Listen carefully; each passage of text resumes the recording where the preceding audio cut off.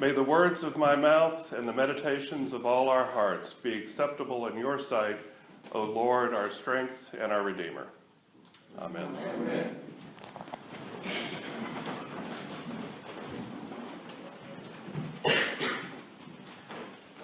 Jesus, Son of David, have mercy on me.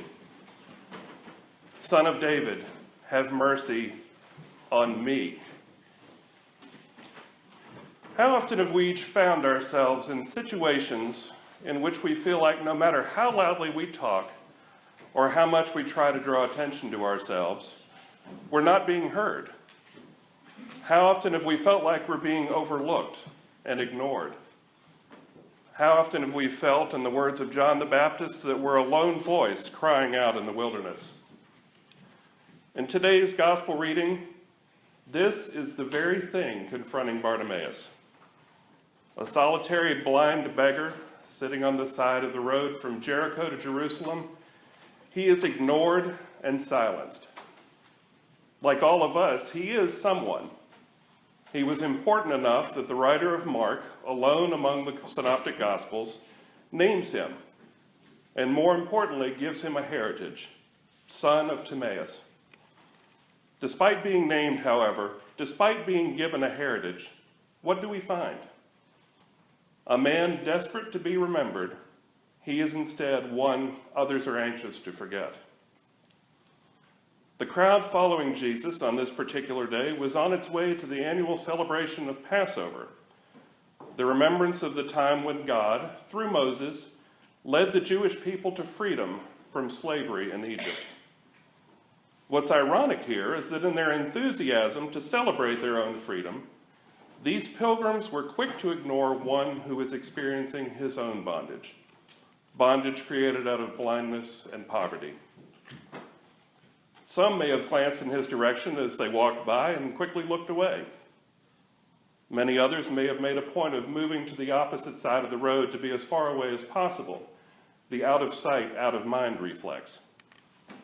And I wonder about the actions of Jesus' own disciples, those he personally called to share God's love and hope of healing with the greater world. Did they hear him and try to silence him? Did they hear him and ignore him? Or were they perhaps so engrossed in gleaning every morsel of wisdom and knowledge that Jesus shared that they didn't even see him, a display of their own blindness to the situation? So how did that feel for Bartimaeus? Well, if you'll indulge me for a moment, I'd like to give you an example. On the count of 3, I want all of you to start talking. I don't want you to talk to each other. I just want you to talk out into the air. You can say the Lord's Prayer. You can recite your grocery list. You can give a list of things that you forgot to do last week. But whatever you do it loudly. And then when you see me hold up my hand, you can stop. 1, 2, 3.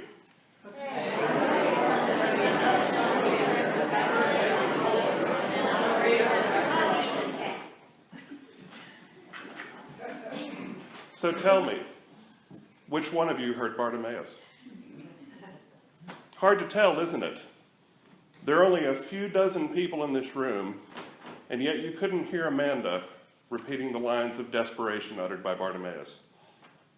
You can imagine then what it was like for him to make himself heard above the crowd following Jesus.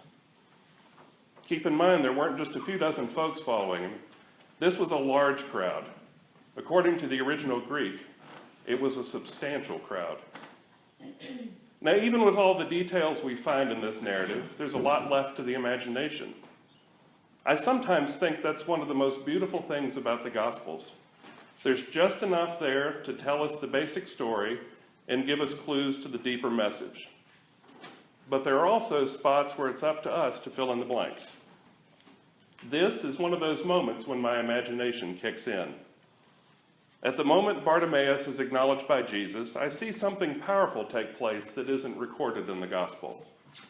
I see Jesus stop, turn to look at Bartimaeus, raise his hand, and quiet the crowd.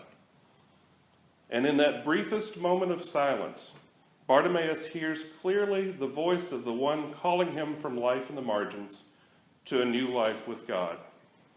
He hears the voice of the one who is choosing. Call him. For perhaps the first time in his life, he is not the one being silenced for the benefit of others. In this moment, he finally knows what it's like to be acknowledged for what he truly is, a beloved child of God. But more than that, more than being called to the moment when he receives his sight, I think that being called had another impact on Bartimaeus. As a result of his healing and his instantaneous decision to follow Jesus on the way, to join the crowd of believers, he found that he was no longer alone.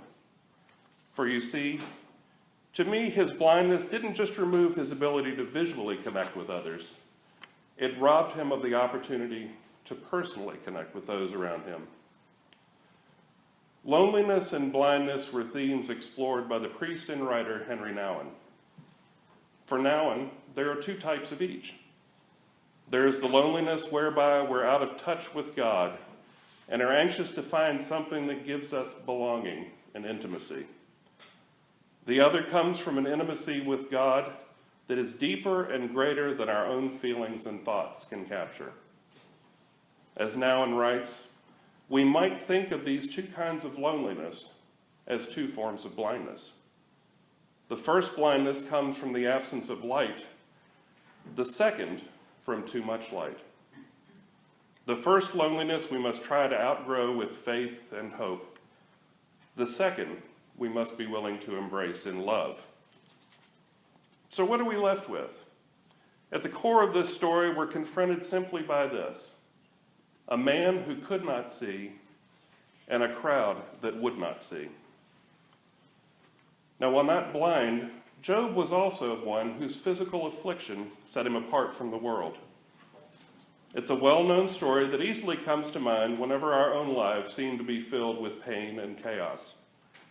Satan, not really buying Job's faithfulness and uprightness, and seeking to challenge God on this, is granted the ability to hurt Job in every way possible, taking his family, taking his flocks, taking his health. Satan takes away everything that ever mattered to Job. He puts Job to the test. The passage we heard earlier comes at the end of the book, after a back and forth between Job and God over what the scholar David Klein says is Job charging God that he doesn't know how to do his job, and God responding that Job should do it himself if he thinks he can do it better. Eventually, Job yields, saying to God, I know that you can do all things. For many, there will be areas of blindness in life. For some of us, those blind spots are family and friends with whom we have broken relationships. For others, it's a sense of financial blindness, a fear that we're on the edge of a cliff and that just one significant event will push us over to the abyss into poverty. For still others, that blindness may come in the form of not seeing God at work in their lives, spending so much time looking for the big miracle that they miss the small miracles taking place in their lives every day. There have been times in my life where I've been prideful enough, and I'll even say it arrogant enough, to think that the problems I was experiencing were ones that I could fix by myself. Not enough money in the bank? I'll just work twice as hard and earn more.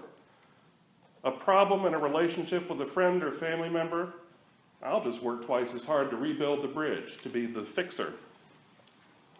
But despite thinking we can do it all, we can't.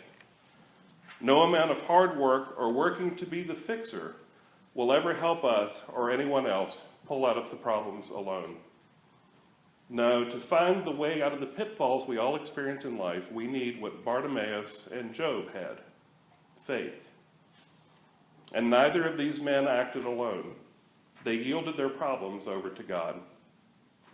With Job's one acknowledgement, an exclamation from a man of faith who wavered in the face of Satan's onslaught but never broke, a proclamation to the one who is the root of all faithfulness, he and his life are restored. In fact, he's more than restored. He's given back twice of what he had before. His brothers and sisters and all who had known him before rejoined him. His health is returned, and his loneliness is ended. So too is Bartimaeus healed, with a simple statement to Jesus rooted in his faith: "My teacher, I want to see again." His sight is restored. The wall separating him from others in the world is torn down. As Craig Evans writes, he has been transformed from a helpless man who was going nowhere to a restored man who sets out on the road of discipleship. There may be times when it will be easy for us to be the crowd, focusing on ourselves and what we want, and making everyone and everything else take the back seat. Many of us will have moments in our lives when we're like Bartimaeus, times when we sit, blind and broken, on the side of the road, waiting for someone to help. But we don't have to wait. We don't have to worry. We don't have to wonder.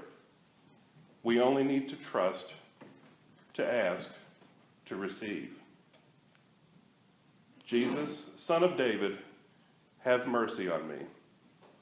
Son of David, have mercy on me. Amen.